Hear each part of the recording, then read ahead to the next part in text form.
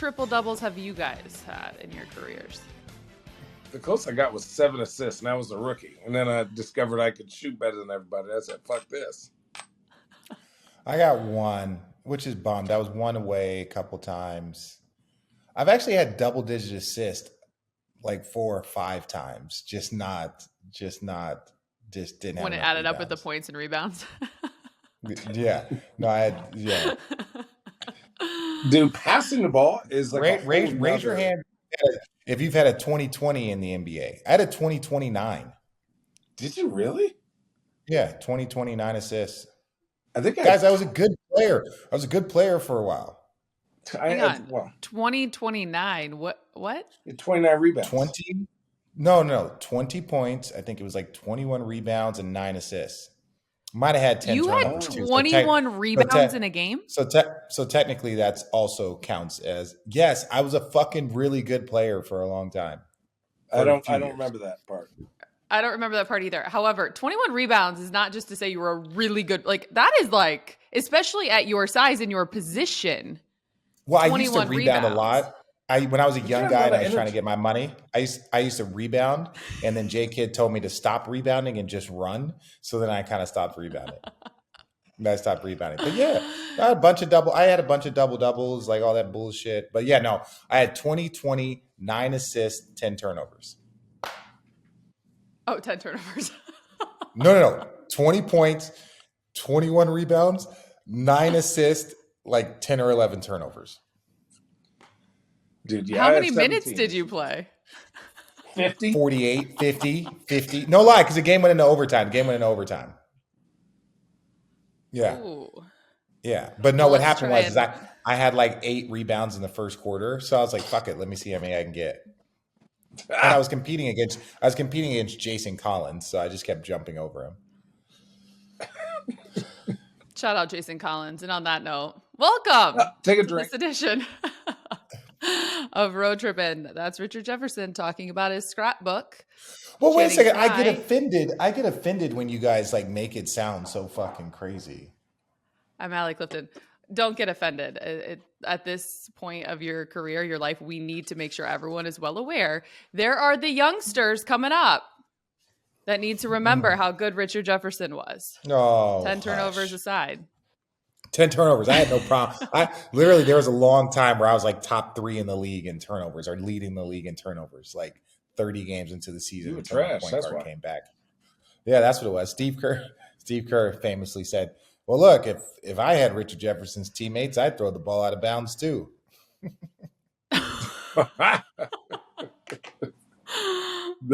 Thanks, Steve. Gosh. Thanks for having my back, Steve. Can we talk about how right now, as we are recording this, Channing is fresh off a red eye. We are literally the epitome of our name, Road Trippin'. We are all 3 in different time zones. How wild is that? Talk about me when it comes to scheduling. I had to literally label out Channing 11:30, Richard 10:30, Allie 8:30. And I still called you. Crazy. I still was like, hey, where are you guys? What are you doing? I'm in San Antonio. I'm about to call this game here in San Antonio. Love it. Loving Texas. I think there's still a hit out for me in Texas, the Brooklyn Nets. There's still a hit out for me in San Antonio, so I can't leave the hotel without security. Why would you ever want to leave the hotel unless you're getting ready to drink some of that river water? No Channing, comment. not to put our business out there, but we actually had a fun night in San Antonio, remember?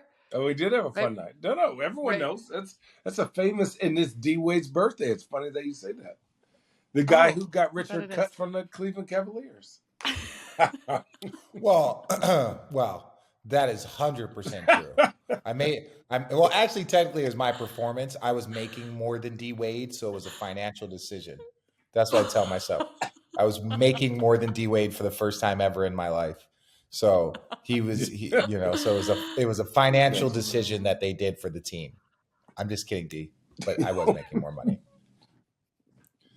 Yeah, he was on the minimum. They've got those. Yeah, fair. He was. And Channing was not wanting to be traded from Cleveland at that time. And nope. He needed to step away from the team for a moment. They got tired They got tired of winning finals games, so they're like, Richard, we need to go. We need you out of here. Yeah, get you out of here, Richard. Yeah. All right, guys, let's dive in. What are we diving into? Let's dive into the NBA. Oh, what would you guys like to dive into? Ooh, a nap? Another nap? No, I'm joking. This is epic. This is epic. I'm still in bed. Look at this. Look at this. I'm laying in the bed. This is the first time I've ever recorded a podcast from bed. I thought about it, but I just want to be professional. Can I please tell the both of you, fine, if you guys aren't going to pick the topic and you guys are going to brag about how you want to be doing this in bed and more than likely are, I know you are, obviously, Richard. I didn't leave this room, this studio, until after midnight last night, after the Laker-Rocket game. And I had to be back here in the makeup chair at 6:30 this morning. So, Allie, you live 5 minutes away. Everyone has a scrapbook, Allie. Everyone has a scrapbook. Fair. I just wanted to make sure everyone knew mine. So let's start with, I'm just going to go right down my list of topics. LeBron. Who? Guys, second night of a back-to-back. LeBron. Second night of a back-to-back this season. Going into last night, he was averaging 34 on said nights. Instead of, hovering around that 34-point range, he put up his season high 48. He is now 319 points away from breaking the all-time scoring record. And guess what? Because I know that you guys want to be in the building, we are starting to estimate the dates, which would be February 9th at home versus Milwaukee. Channing, if you come to town and do not hit me up, I will be very upset. Or February 11th at Golden State. That is a national network broadcast game on ABC.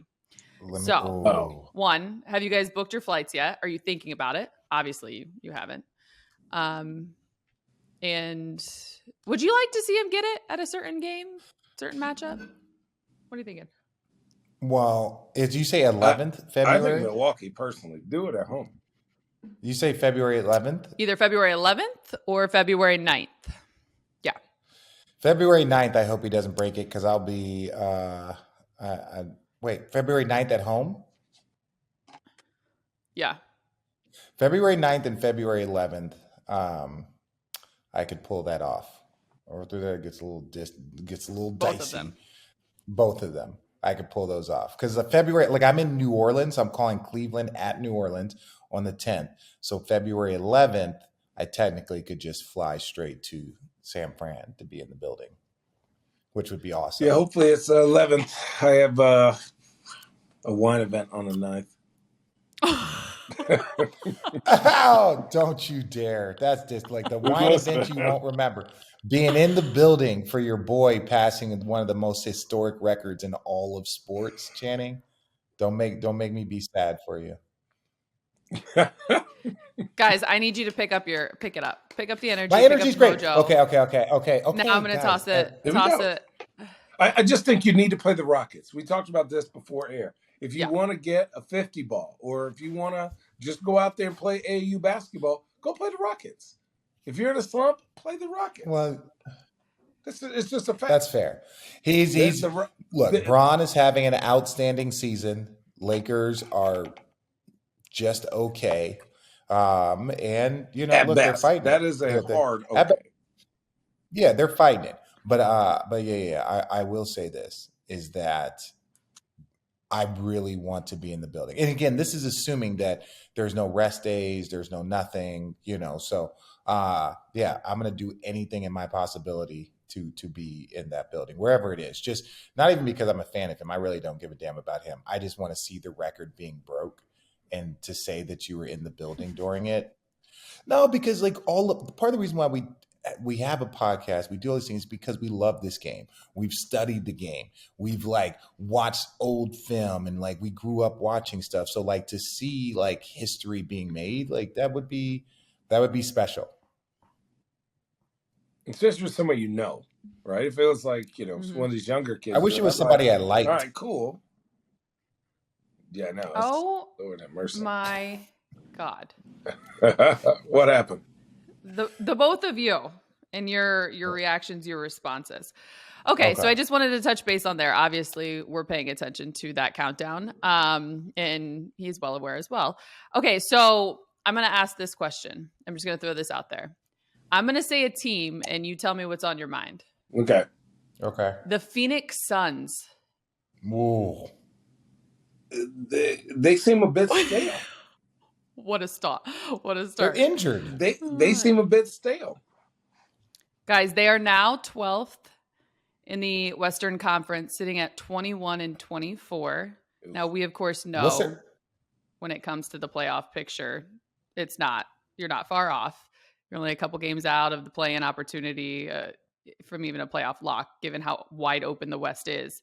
But they've lost 3 in a row. Obviously, they've got a lot of injuries. They're 1-9 in their last 10. No, I don't think there's anything to say. They're dealing with, you have your 2 all-NBA guys out. There's just, I looked at the roster that was it last night or the night before who they were wheeling out there. And it's tough, and they're in their transitional phase with multiple kind of voices in the ownership space. So you don't know if they can make moves, if they're going to make moves. Like it's tough because Chris Paul, one of the great players, this league has seen, ain't nobody feeling bad for Bron, but Chris Paul is dealing with the same thing, except I would say more of like injuries to the roster. So like the chances of them actually making any noise, in my opinion, greatly decreases, right? It greatly decreases. I was just going to say, will they be in the thick of it when it matters most? Will they be in the thick of it? I understand that we're in the middle of January. I think so. They're just too good, right? When they're healthy, they don't beat themselves. They have enough talent to be fun and amazing and win games. I just think, and here's my, just take it from as a grain of salt attitude towards things. When you play basketball and you have an extra spot for someone there to contribute to your team and you're holding it all for nothing, like Cam Johnson got hurt at the beginning of the year. Mikal Bridges is one of those marathon mans, but obviously he gets tired at times. DeAndre Ayton struggled with injuries. Chris Paul's injuries. Devin Booker's injuries. What I mean when I say they feel stale is that there's no injection of energy and like hope into what this person is coming into. And I, liken that to myself. It's like I came from Orlando. I go to Cleveland and I'm like, holy shit, guys, we're winning. Like, this is a good team. And that little bit of hope trickles up. They have fun, but I don't know if they have any expectation to like be amazing this year. They seem like they're okay with just being good. So, is there such thing as, to your point of being stale, is there such thing as kind of like, I guess maybe complacency is the word? I don't know if they're complacent. I just think like DeAndre Ayton's young. He's, we always assume there's something there that may not be there. Cameron Payne is who he is. Bismack Biyombo is who he is. I think Mikal Bridges has excelled each year that he's played, but he's not an all-star yet. So you rely on Devin Booker based on their system to get you 30, 40, 50, 60 a night, and everyone else complements that. But then when Chris Paul isn't there and Devin Booker isn't there and your spacing isn't there, you got to completely reinvent how to win, and it's hard enough to win in games. And I think DeAndre Ayton is very good. He's not a guy yet you could throw on the block and get double teams and kick out and get wide open shots. I think he's good. He's great at what he does good, but he's still developing. I think the dude's only, 24, 23, 24? So it's like, you got to give him a break. Yeah, I think their biggest difficulty and why, I'm not sure. I'm not saying that they can't accomplish something, but they're a game and a half out of being in the 6th place. That means they're a game and a half out of not being in the postseason. Now, this is where it gets more difficult. Denver, they're a loaded monster. Memphis, they've won 10 in a row. New Orleans, obviously, Sacramento has been a very, very big surprise team. Everybody talking about damn Utah. Sacramento is probably the biggest surprise team in the NBA currently right now, in my opinion, because it's been more than Indiana enough, right? Yes, more than Indiana. Indiana right now is 23-22, right? You get Tyrese Halliburton. They've had some talented stuff. Yes. Indiana with Rick Carlisle, I'm not saying, look, they're 500. Indiana doesn't have an all-star. But what do you mean doesn't have an all-star? Tyrese. Who does Sacramento have? because De'Aaron Fox has never been. He's never been. But what I'm saying though is De'Aaron Fox has never been an all-star. Tyrese Halliburton was leading the league in assists and this. So to say that those guys could project to be all-stars, that's fine. Sabonis is an all-star. I'm not disputing that. I'm not disputing that. What I'm saying is that like they're a 500 team. Utah is a 500 team. They're probably around the same. Like Utah doesn't have an all-star. They have a former 6th man of the year. They got Conley. Lauri Markkanen has turned into what could be an all-star. He's definitely put up those numbers. So I'm not disputing. He's not an all-star. I'm not disputing. I retired from basketball. But again, their team is 500. Sacramento is 6 games over 500 at the halfway point, and they hadn't made the playoffs in 16 years. So that's what I'm just saying. Like when you look at that, they're not. The beam. Sacramento is 6 games away from being in the play-in, like 6 games above the play-in team. We're not talking about they're in the 7th spot. No, we're talking about they're in the 4th spot. They're above Dallas. They're above the Clippers. They're above Golden State. They're above Utah. It's a strong. They're in a position where they have room for error, and that's all you want to say. Could they go lose 4 out of 5 and still be in the top 6? Yes, they can. Right, and so that to me, they've been the most surprising team. But the point that I was trying to make was that Phoenix, OKC is playing solid basketball. Now these are the teams that are above them. They're playing okay basketball. The Lakers, you believe that the Lakers, they get Anthony Davis back. You maybe make a move. I'm not going to guarantee that they do. I'm not going to guarantee that they do. But what I'm saying is that their path up is going to be they're going to have to like get healthy and get rolling to get to the play-in. That they're 3 games below 500. Like, so it's like that gap between them, and I'm not saying that they can't get to the playoffs. I believe they'll make the postseason, they'll make the playoffs, but it's going to be a shitty journey the second half of the season. And it's not like everyone's coming back healthy, and they still don't have an answer on Jay Crowder. Like that's a big piece of energy, of skill. I don't care what his numbers are. Like anybody, like I'm not saying that Jay Crowder was having a great season last year, but he is a value add to any team. Jay Crowder helps you win 5-6 games a year, in my opinion, by himself, right? If you add him to your roster, you can count your team to be 4 to 5 games better than what you would be without him. Hey, road trippers, let's all make those New Year's resolutions a reality. It's time to start thinking about changing your habits and really focusing on your overall health. But you don't have to make huge, unsustainable changes by following strict or trendy fad diets. Start 2023 off right by switching out 1 meal a day to Huel. That's Huel, spelled Huel. With Huel, you'll be at ease knowing you're getting all the nutrients you need in that one quick meal. Beginning with this one small sustainable change, you'll drastically increase your chances of success. Start a habit you can stick to. Huel has easy, calorie-controlled portions, so you'll know exactly what you're putting into your body. Every Huel meal is made up from natural ingredients, and the vitamins give it 160 different health benefits. Plus, Huel, it's super convenient. It only takes 30 seconds to shape up your meal. Then you can take it with you anywhere. Complete nutrition in under a minute. What's better than that? And you don't have to think about how healthy it is. Huel, it's done all the work for you. So get started today by visiting Huel.com/roadtrippin today. Stick to your New Year's resolutions of living a healthier lifestyle. They'll even throw in a free t-shirt and shaker with your first order. That's Huel, Huel.com/roadtrippin. I got a question for you. Channing, you're in Atlanta. Well said, Rich. But Channing, you're in Atlanta. Do the Hawks make the playoffs? They've won 4 of their last 6. They're 21-22 at this point. They're 2 losses back behind the Heat in that 7 spot. Do they make the playoffs? They beat the Heat yesterday. By the way, shout out to the NBA. What a slate of games on MLK Day. Ridiculous. Yeah, I was on the NBA app just going through. I wish there was crunch time, but there wasn't. So good. Shout but out yeah, the Hawks, do they make the playoffs? Yes, they make the playoffs. I don't like. They just, if DeJounte Murray and we saw last night, like DeJounte Murray and Trae Young gotta have 25 plus for them to win.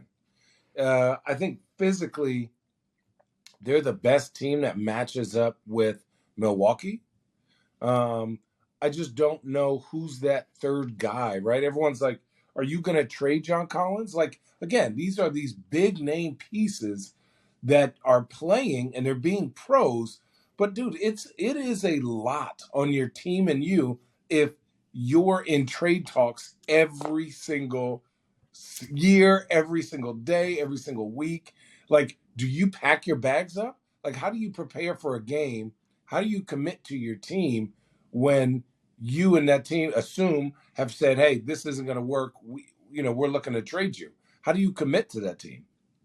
And I think that's where the Hawks, to be really great, they need their whole team to commit to Nate McMillan's style and to Trey and DeJounte to be special. But I think, defensively, they have the right pieces. They just, I just think they're kind of figuring it out from that position. That is a big, that third best player is a huge position to not have somebody that you can rely on. Yeah, look, they've won 3 games in a row to bring them to 500. So like when you add an all-star guard and DeJounte Murray, who, is very good defensively, and I think that they expected to be an above 500 team. They should be an above 500 team. I'm always a wait and see guy because people don't know what the fuck they're talking about half the time. So I think they did play well. The year that they made it to the conference finals, they played great the second half of the season. So DeJounte Murray's here now. If you were to tell me they would go, 8, they would win. Let's make up a number. Let's say they would win, 14 out of their next, 18 games. 22. Right? But I'm just saying, if they win 14 games out of their next 18 and play well, now all of a sudden they are, fucking 10 games over 500 and looking like what they're supposed to be. They're just going to need one of those stretches, which, we know in the NBA, we could look at it now. Memphis has won 10 in a row. Boston has won 7 in a row. Denver has won 6 in a row. That's what happens in this league. You go on stretches. You go on Brooklyn. What Brooklyn did in the month of, December going into January before Kevin Durant got hurt, they had won, 15 of their last 18 games. So I don't know. Yeah. I just think that Atlanta – yeah, I think Atlanta is one of those teams that, like, I'm in a wait and see.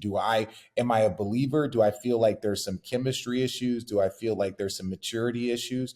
Yes, but I'm going to let them dictate my opinion on them. Right. Totally. Fair. Now, these teams are playing the next. So Dallas is tough. New York is playing their best basketball. Charlotte they play hard, but again, that's an automatic dub. Chicago is 50-50, but then Oklahoma City Clippers, Portland. Like, if they're going to go on a run, they got to turn that heat up real quick, because then you have in the month of February, Phoenix, Utah, Denver, New Orleans, Phoenix, San Antonio, Charlotte, New York, Cleveland, Brooklyn, Washington. So, like, damn. So it can get disgusting. It can get disgusting, but also really fast. But I'm not. But that's what I'm. But agreed. But I'm not a fan of looking at the schedule and being fucking afraid. No, I'm not saying. Listen, I'm not talking about you. I'm not talking about you. Oh, right. I'm not talking about you. I'm saying that when people's like, "Oh, this could get ugly quick," yeah, it could get ugly fucking quick. It also could be really awesome very quick. If y'all fucking go and beat the teams, do you want to win a championship? Do you want to have a great playoff run? Well, these are the teams you're gonna have to beat anyway. Beat the teams that you're supposed to beat and split with the other teams. That's the goal. Rich, you just had your moment. Let's not turn this into you. Anything about you, okay? But from Atlanta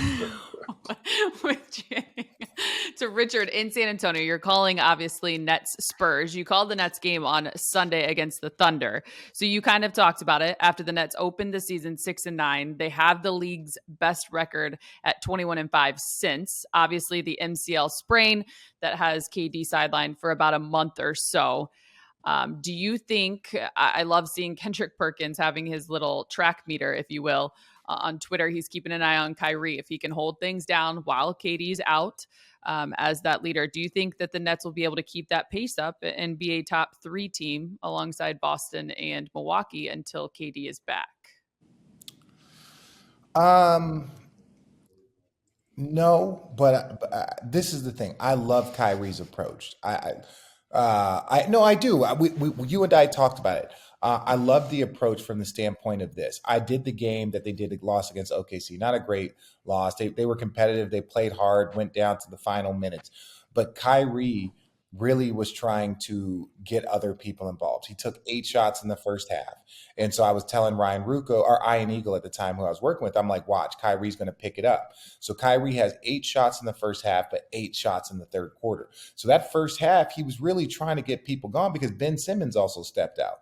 So Ben Simmons was out. I don't know what Ben Simmons is, if he's traveling with the team. I don't know that stuff. But I think Kyrie's approach is all we can ask. And if you have the right approach to the game, then more times than not, you can hold on. It's when people start to go rogue that shit starts to go sideways. Have the right approach. Kyrie's getting his teammates involved in the second half. Not saying that he doesn't be aggressive or whatever, but he's got too many guys that need to be kind of fed via the system, whether it's Joe Harris, Seth Curry, Claxton, even O'Neal. He's got a lot of guys that need to be fed. TJ Warren can go get a bucket. He's a dude that go get his own buckets. But Ben Simmons, there's a reason why Ben Simmons was getting 12 assists and 0 turnovers, because there's lots of guys that, if you're going to create an open shot for me, we're going to eat and eat well. So Kyrie has to take on some of that role. And, the San Antonio team, this is a team they should beat. I don't give a damn who you roll out there. This is a team that you should beat. So, this could be an opportunity to get right, with KD out. Now, I don't know if Ben will play, according to Instagram, though. So if it's on social media, obviously it has to be true. He is with you guys in San Antonio. Let me ask you this. I want you to put your coaching hat on for a second. So Ben Simmons, if you guys missed this, he became just the 18th player in NBA history to dish out 13 assists and score 0 points on Friday. To your point, he sat out Sunday against the Thunder with that sore back. He mentioned after that game, though, on Friday, the loss to the Celtics, I think I'm giving up the ball way too many times. When I know who I am, I know I need to get to the rim and get buckets. He's scored in double digits, just for some context, 11 of 31 games that he's played this season. How would you approach coaching Ben right now? Channing, I'll start with you, especially knowing that you do need more scoring in a sense without KD during this time. I don't, and this is how I'm going to say this is not as mean as it sounds. I as a coach, I don't think Ben Simmons is not a pressure guy. Putting pressure on him putting expectations and pressure on him is not where I've seen him flourish. Where you see him flourish is when KD is balling and Kyrie is balling and he just can go play and use his talent.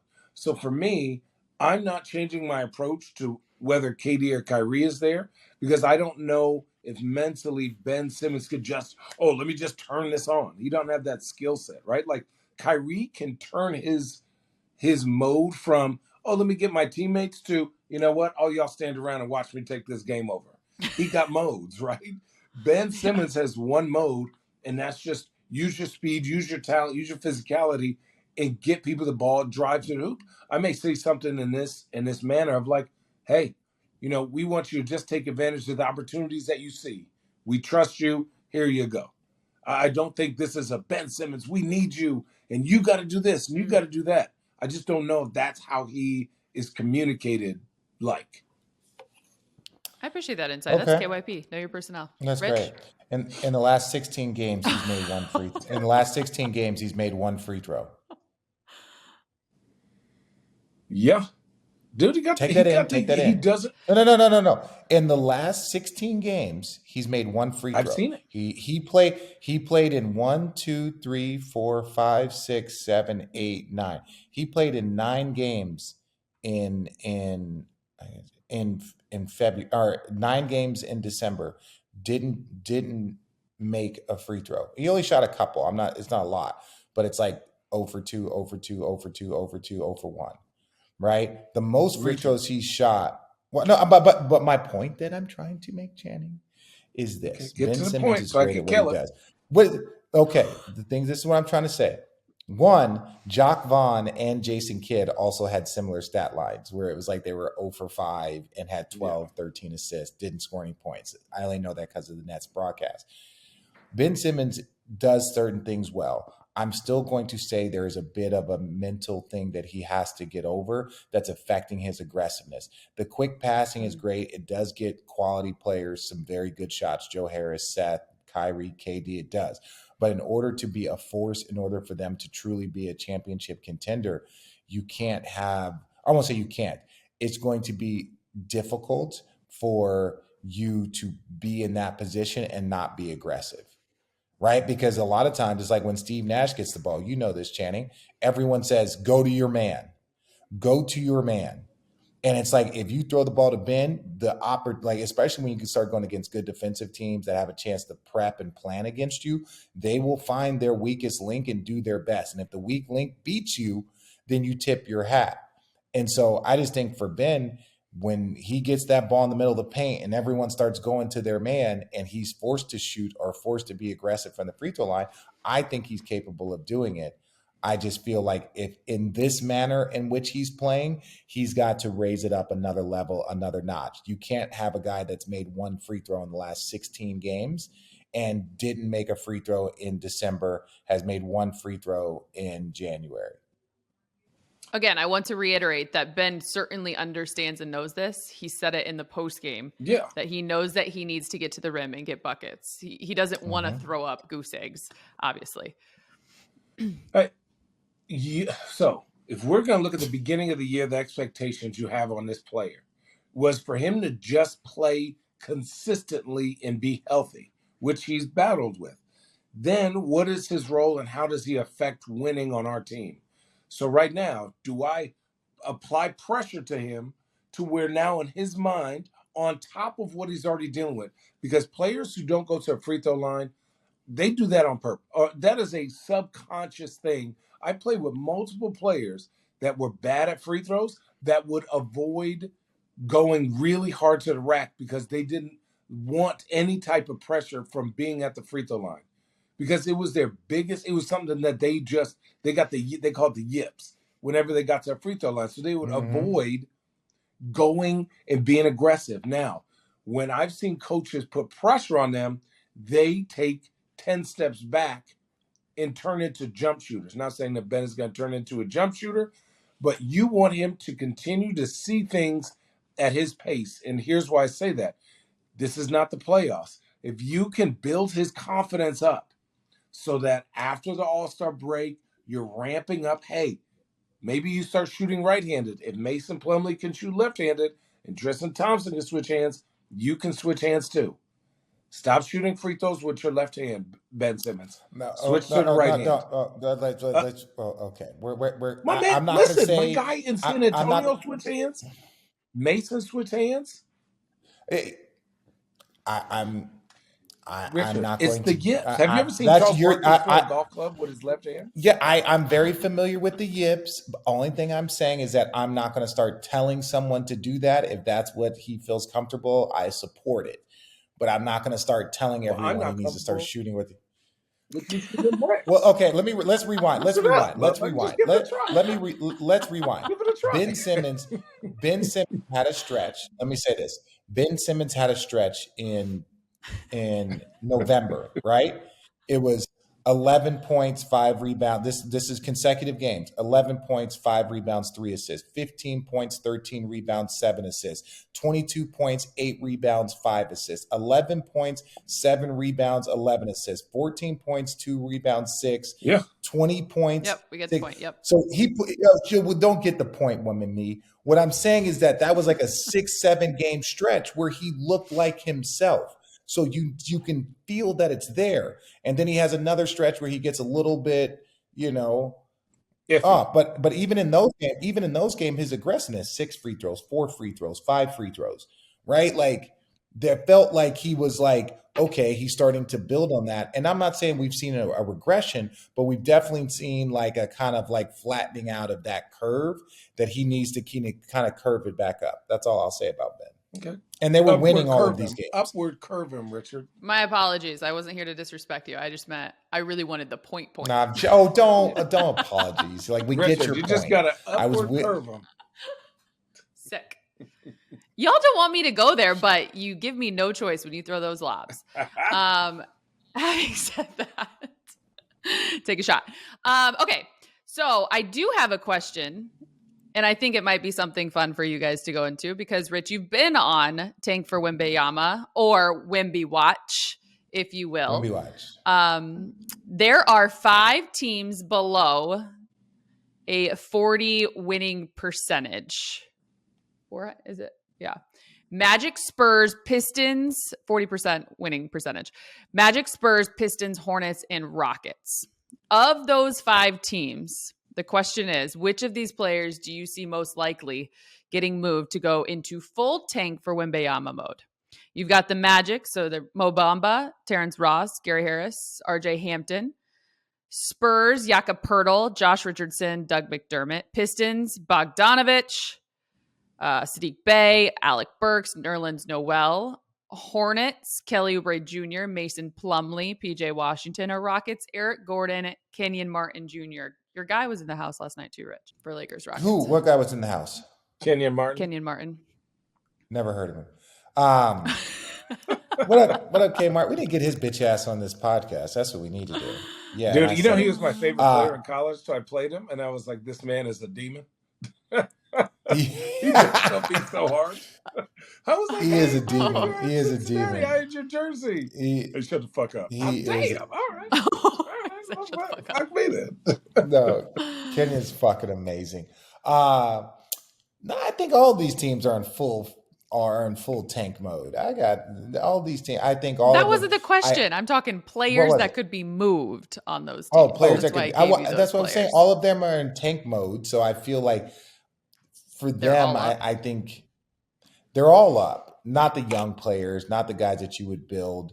I think a lot of times you could see players that a team is like, we're not going to pay this guy the money, that we feel like he's going to deserve, let's say Luke Kennard in Detroit, leaving Detroit. It's like, we're not going to pay this guy, so let's move him to a team that likes him and would pay him. So I would look at those players that like are in that position. Not a lot of these teams have a ton of veterans on them because you would move your veterans, for the most part. That's why I was so curious to watch what Utah is doing. If they're going to go like tank mode, they got Jordan Clarkson, they got, Conley, they got guys veteran players that teams would love to have.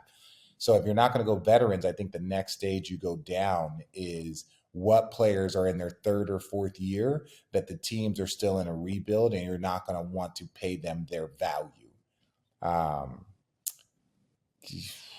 Yeah, that's to me. So any of those teams, and when you're talking about the worst teams in the league from a position of like strategy, anything is on the table.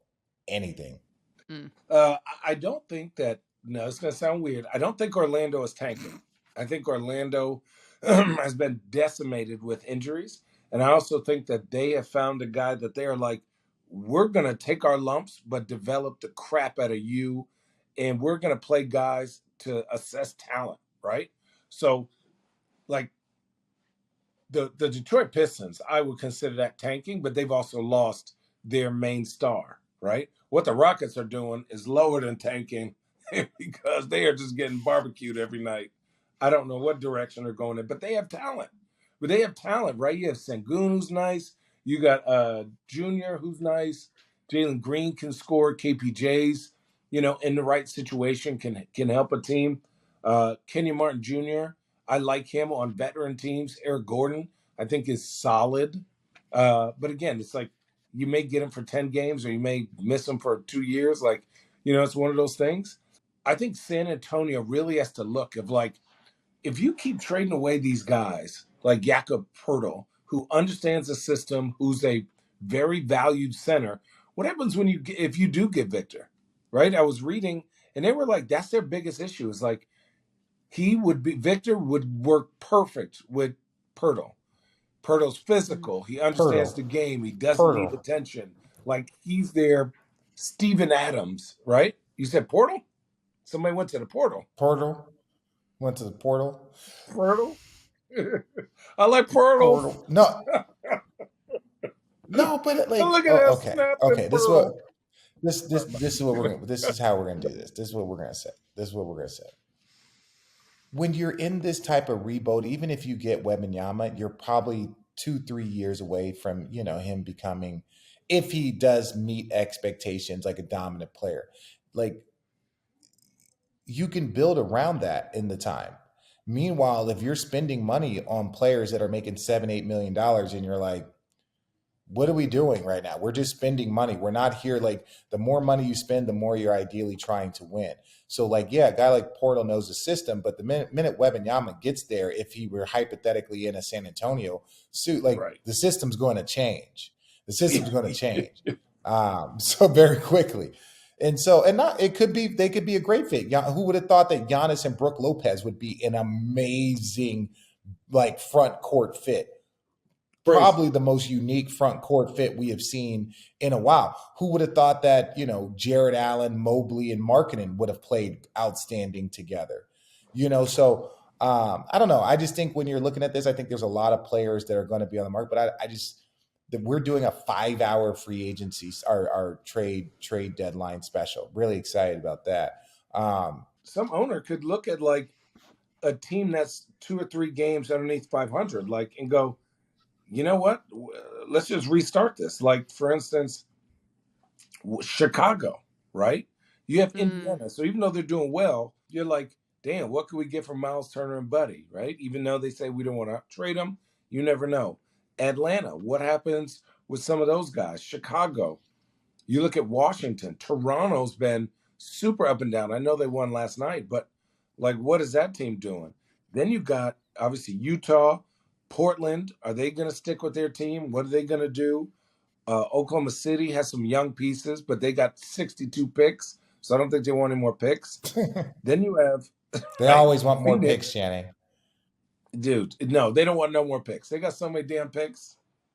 They need an apple tree, right? So like a lot of these teams, like Charlotte has no business being 15. How do you have one of the best offenses in the league? You rehire the coach that taught that team defense, and y'all went to absolute shit. Shout out James Borrego. Well, they're missing a point a game scorer. Yeah, that he got into that doesn't. Yeah, you miss. Look, and rightfully so. But you miss out on 20 points a game, and you're looking around. It's like, well,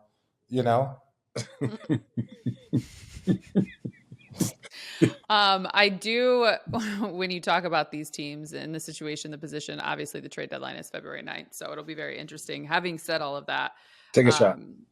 Watching the Rockets last night, I understand being young, and I understand what it takes and learning that process to win at this level and coming together as a team. But man, to lose 11, like, what's the most you guys lost in a row? A month? NBA?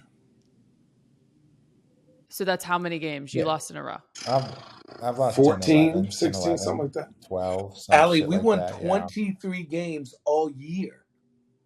So that's a lot. Were you on the Cavs my first year? No. They won 23 that year too. 23, 24. But just like oh my gosh. There's nothing worse than starting the season like that too. We drafted Trey Burke in Utah, and he was our point guard. Our backup point guard was somebody that no one had heard of, and our third point guard was John Lucas III. Love John Lucas, good dude, but he's a 5'8" backup point guard that's like an energy guy off the bench. So we didn't have a point guard, right? And it was like we started off 0-10, some shit. Trey comes back, and like we at least had something and kind of like put together some wins. But it was like to start the season, as a Laker fan, to start the season in some shit. Ooh, that season gets long. When you look up and there is no conversation about you, and you guys are 20 games in and you're 4-14, and the team wasn't expected to be good. They're not trying to be good. It's a dark winter. And then after All-Star break, it becomes a countdown. especially if you're practicing 2.5 hours a day, like on remedial. Dude, I tell you, Scott Skiles in Orlando tore my ankle bones off doing closeout drills every damn day. Hey, no way. But I got a crazy stat for you. Please. 22 players. This is about the Rockets. Now I'm on a Rockets tip today. Just guys, come on, man. Enough is enough. 22 players have scored a season high with the Rockets this season. And here are the 9 guys that have scored 40 against them. Luka at 50, Laurie at 49, Ja 49, LeBron 48, Giannis 44, Trey 44, Devin 41, Tyler 41, Clay 41. None of those dudes are bums. Oh, yeah. Those dudes can go. No, all those dudes can put up numbers. I'm not saying they're bums, but here's was just because it just seemed like if you're a really good big man, you're gonna get buckets against him. But 22 different players have had season highs against your team. That's a lot, Richard. There's no disputing that. Remember what Eric Gordon? They're like, what improvements have you seen for these young guys? There has been no improvements. No improvement. What player development is going? What development is going on this? There ain't no development. No, ain't no development.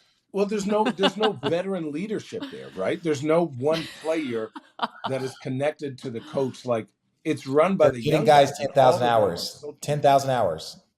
They're getting guys 10,000 hours. These guys need to play. Jabari Smith Jr. needs to play. Kenyon Martin Jr. needs to play. Jared Green. Jalen. What's his name? Jalen Green needs to play. They got to play tons and tons and tons of games, 40 minutes, wheel them out, go, go, go, go, go. And then eventually when somebody kind of turns the corner, you start bringing in veterans. You're like, okay, well, we need shooting. Okay, we need a second ball handler. A lot of this is just you're not expected to win.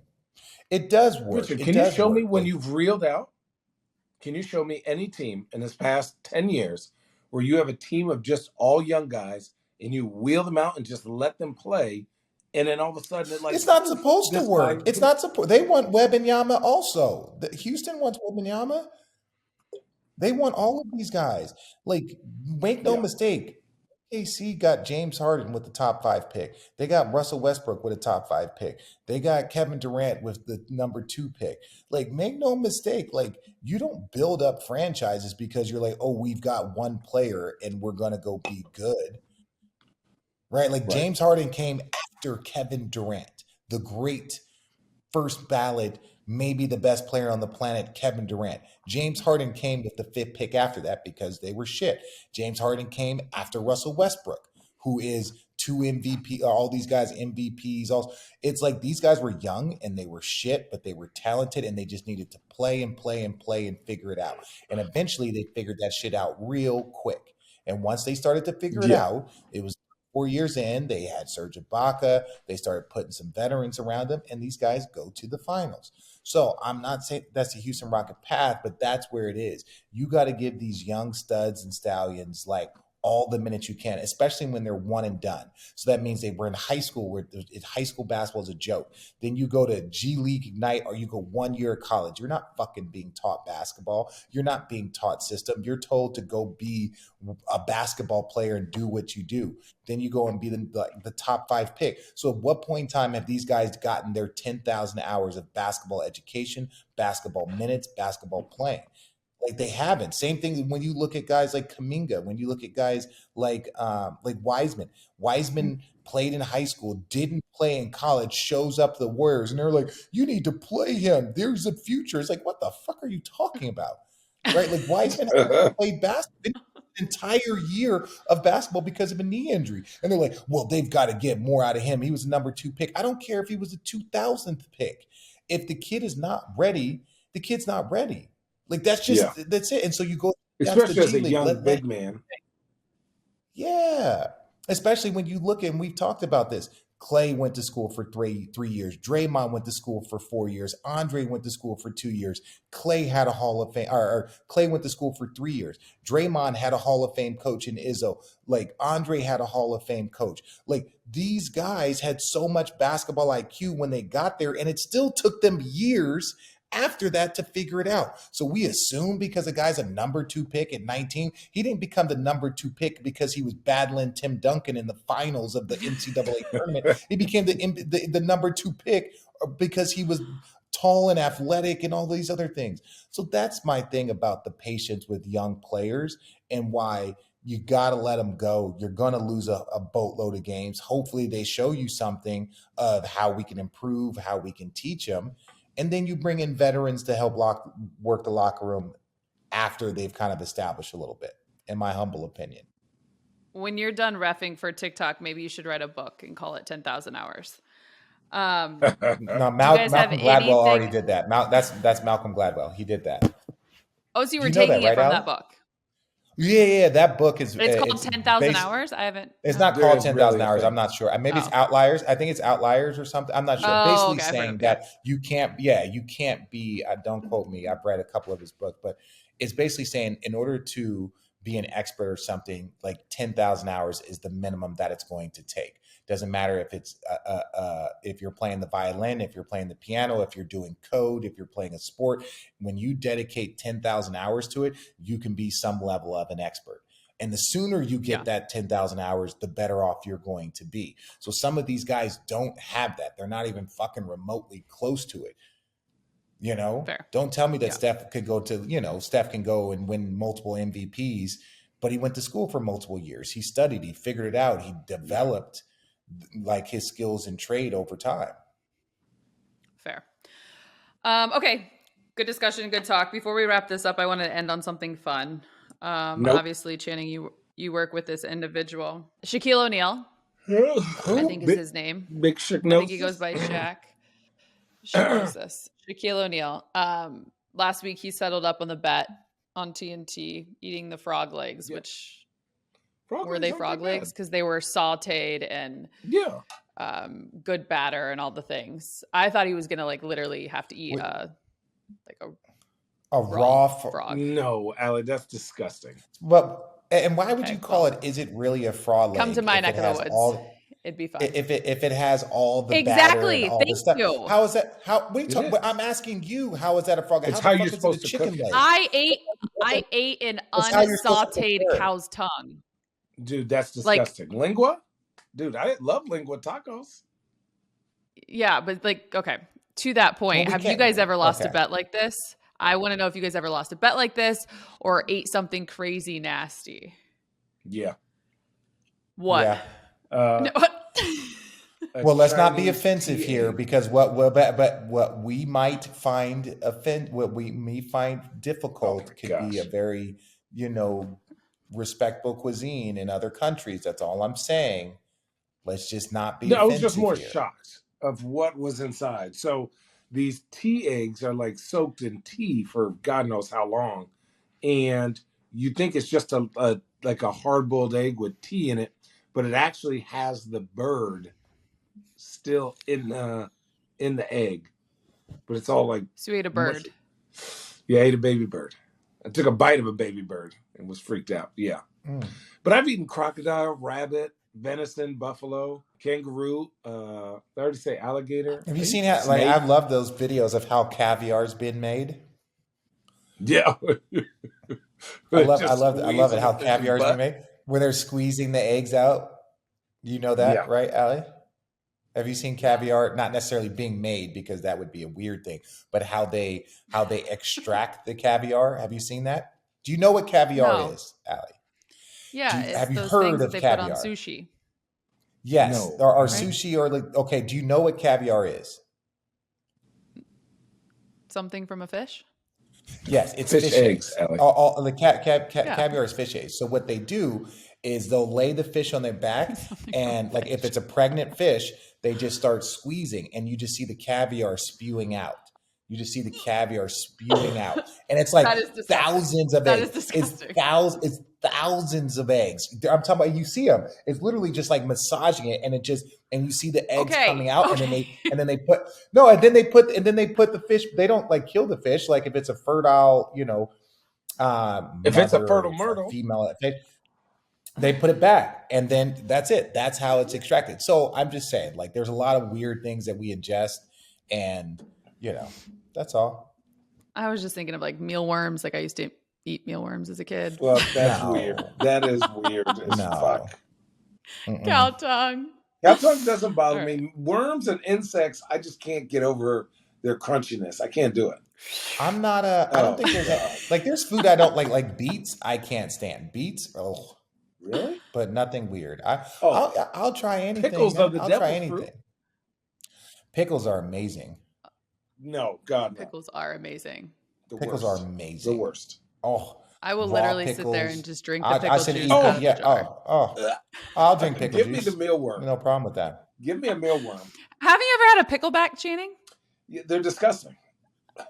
Oh, SoCo and chase it down with pickle juice. Oh, so good. Are we 21? Oh, with a pickle. That's yes, what I did in college. A pickleback is really good. Pickleback is so good. God, disgusting. Well done that. Add it to the list. Add it to the list. Yeah, you guys are amazing. Go take your naps. I appreciate you. It's another edition of Road Trippin.